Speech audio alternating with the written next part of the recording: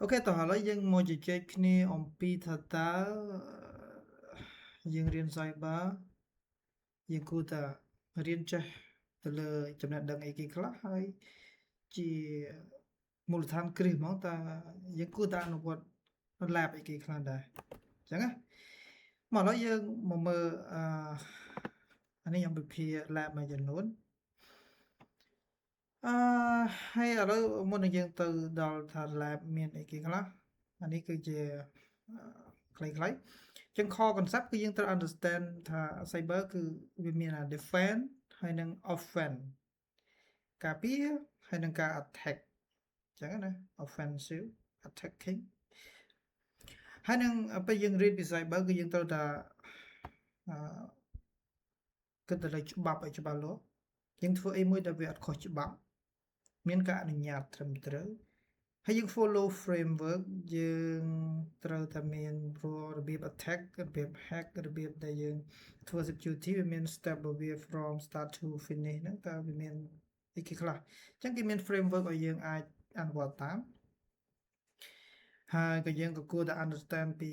career path ដែរថាតើការងារជា cyber យើងរៀន cyber ចប់ទៅវាអាចធ្វើអីបានខ្លះយើងអាចធ្វើអីបានខ្លះហើយយើងស្រឡាញ់ផ្នែកអីគេយើងធ្វើផ្នែកហ្នឹងព្រោះវាមានច្រើនមែនទែនដែលយើងអាចធ្វើបានហើយយើងក៏អាចធ្វើបានគ្រប់រឿងទាំងអស់ដែរអញ្ចឹងណាបើយើងនិយាយរឿង hand on គឺខ្ញុំមានបញ្ចូលចំណុចមួយចំនួនដែលជា concept ហើយយើងអាចទៅអនុវត្តបានដើម្បីឲ្យស្គាល់ថាវាជាស្ដែងវាអីគេចឹងអាចមានដូចជា hashing ដូចជា password hygiene understand the backup understand the privacy review យើងធ្វើ recognition ធ្វើ web app reassessment attack អី basic អីចឹងណាដើម្បីយើង understand មាន idea ទៅវាពិតជាចឹងមែនហើយយើងអាច start នៅក្នុងពេលដែលយើងរៀននៅក្នុង lab យើងអាចប្រើនៅគេហៅថា vulnerable web app ដែលវាគេ design មកសម្រាប់ឲ្យយើងរៀន hack ហ្នឹងមកវាមាន weakness នៅក្នុងហ្នឹងអញ្ចឹងណាអូខេតោះទៅមុខទៀតហើយ flow គឺបែបនេះអញ្ចឹងយើងអាច start lab 1 2ដែលទាក់ទងនឹង hashing ហើយនឹង incident analysis យើង analyze ទៅលើពេលដែលមាន incident មួយតើយើងអាចរក evidence វាមិន preserve evidence មិនអីមិនហ្នឹងគឺវាទាក់ទងនឹង hash ទេហើយបន្តមកទៀតយើង understand ពី password ការ attack password ប្រភេទផ្សេងការ backup perform backup ហើយនឹង understand data ownership ថាអ្នកណា own the data ហើយ data ណាវាសំខាន់វា critical មិនអីមិនទៅ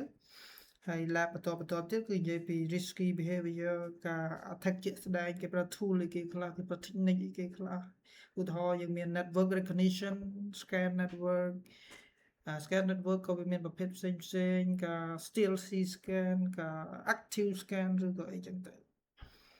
ហើយ SQL injection ជាឧទាហរណ៍មួយដែល very popular ពេលយើងនិយាយពីការរៀនការធ្វើ lab អូខេអញ្ចឹងអានេះខ្ញុំនិយាយរឿងថា flow វាមិន flow គឺអ្នកនរគ្នាត្រូវតែពេល start lab មួយគឺត្រូវតែអាសនៅ real world question ថាតើជាក់ស្ដែងក្នុងព្រោះរៀនយើងត្រូវរៀនត្រូវ map វាទៅនឹង real world អញ្ចឹងណា not គ្រាន់តែយើងប្រើ tool ចេះប្រើ tool ថាយើងចេះមែនទេយើងត្រូវប្រើដែរតែ tool វាត្រូវ situation មិនហេតុអីយើងត្រូវប្រើវាអញ្ចឹងណាព្រោះ tool មានច្រើន technique ក៏មានច្រើនអញ្ចឹងហើយយើងត្រូវចេះ predict result ដែរពេលយើង run command មួយយើង understand result វាមិនលទ្ធផលវាព្រោះយើងអាច investigate ពេលមាន error ពេលមានអីយើងដោះស្រាយមិនហេតុអីមូលហេតុអីបានវាចេញ output បែបហ្នឹងត្រូវឬក៏ខុសហើយចុងក្រោយយើងអាចសួរបន្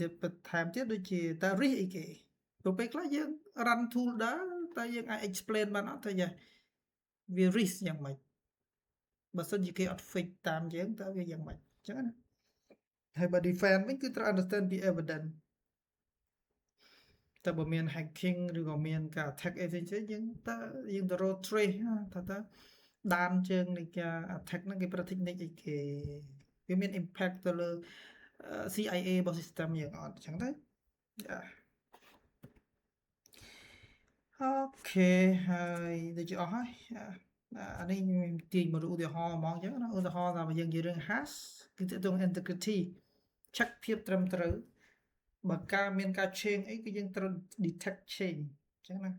ឧទាហរណ៍ថា data យើងទៅ say hello world ប៉ុន្តែស្រាប់តែគេដូរទៅ hello hell វិញអញ្ចឹងទៅมันយើងទៅ detect ថាមានការ change ហ្នឹងគឺដោយប្រើ hash នេះឧទាហរណ៍ថា hello cyber security text បើប៉ុណ្ណឹងបើយើងវាយ comment សារ251សាំយ៉ាគឺយ៉ាអ្នកនរគ្នារ៉ាន់ហើយអនុវត្តឲ្យមើលតែលទ្ធផលវាអីគេខ្លួនឯងអញ្ចឹងណាហើយអានេះខ្ញុំអត់រ៉ាន់ឲ្យមើលទេខ្ញុំទៅរ៉ាន់ខ្លួនឯងតើឃើញថាវាយ comment ហ្នឹងឃើញអីគេហើយវាយ comment នេះផ្សេងទៀតទៅលើ text data ហ្នឹងតើវាឃើញអីគេអញ្ចឹងនឹងឃើញការផ្លាស់ប្ដូរយ៉ាងម៉េចអញ្ចឹងយើងត្រូវចេះ compare two different SHA value ហ្នឹងដែលគេហៅថា hash ហ្នឹងយ៉ាmake sure ថាអត់មាន error ទេពេល run ទេហើយយើងត្រូវតែ detect fault ដែរតើបើសិនជាយើង run ទៅតើវាអាចខុសឬក៏ត្រូវ